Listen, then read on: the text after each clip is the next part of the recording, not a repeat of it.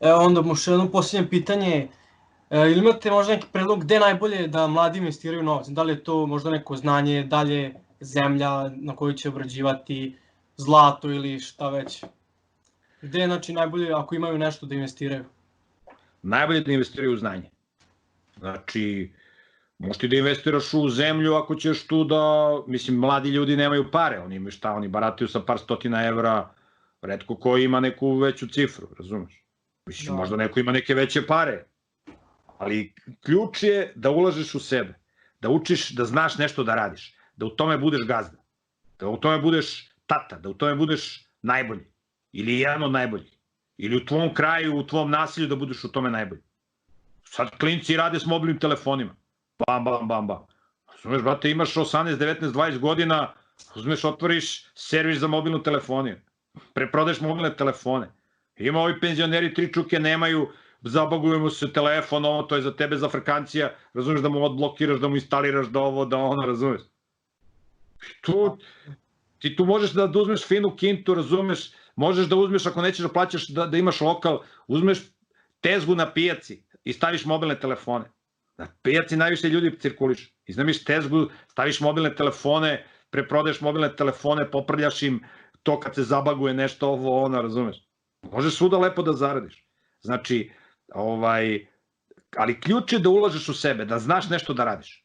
Zato treba ulagati da od nekog ko je dobar u nekom poslu. Znači, batali diplome, od toga vajde nema. Ako hoćeš da se diploma, da javno nastupaš, završi neki online fakultet.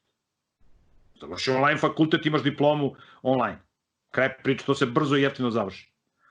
Ali ako hoćeš da budeš, da uložiš pare, ulaži u sebe. Znači, dođi kod nekog stručnjaka koji nešto zna da radi što tebe zanima. I reci, brate, ja ću dođem kod tebe, ti idem po burek, ti odem po kafu, da ti idem po cigare, da svi ti, oni puše, piju, nešto, drogiraju se s nečim. Znači, da od tebe nauči neke stvari. Da mi naučiš te neke posle, da ja to malo znam da radim. Ako hoćeš. I onda tako nađeš nekog od koga možeš nešto da učiš. Nemoj sad da mu pronalaziš mane, ono, ovo. Gledaj da skineš fazone, da naučiš zanat, da to naučiš da radiš. Šta god je posao. Mislim, ne preporučujem sad da učiš da voziš kamion. To je mučenički posao, razumeš? I da voziš autobus, to su male pare. Ali neko znanje ovo, razumeš, šta god, kompjuteri, mobilni telefoni, bilo šta. Znači, da ulažiš u znanje, da ulažiš u sebe. Imaš ti mlade ljude koji imaju preduzimačke poslove. Ja znam jednog mog prijatelja, koji je mlad čovjek. On preuzme građenje kuće.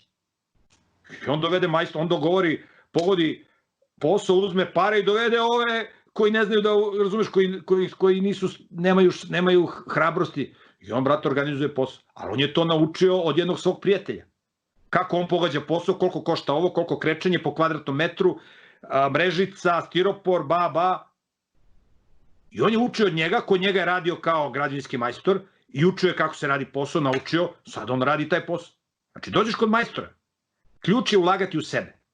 Ako ti imaš pare, a ne znaš da radiš, ti ćeš da propadneš, brate. Znači, ulagati u sebe je ključ da, ja sam, na primjer, sve pare koje sam, ovo što ja nešto znam, sve ovo što ja znam, koliko znam, to prepuštam drugima da procene, sve što znam, stekao sam tako što sam se povezivao s najpametnijim ljudima na svetu.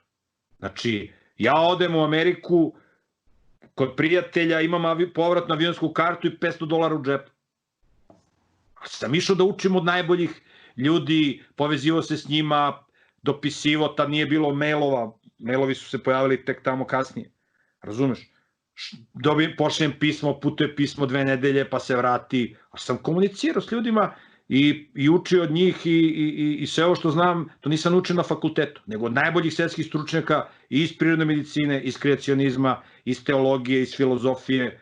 Učio sam, ali ja sam to ubacio u neki moj sistem i gledao kako to može još bolje i gledao da to unapredim.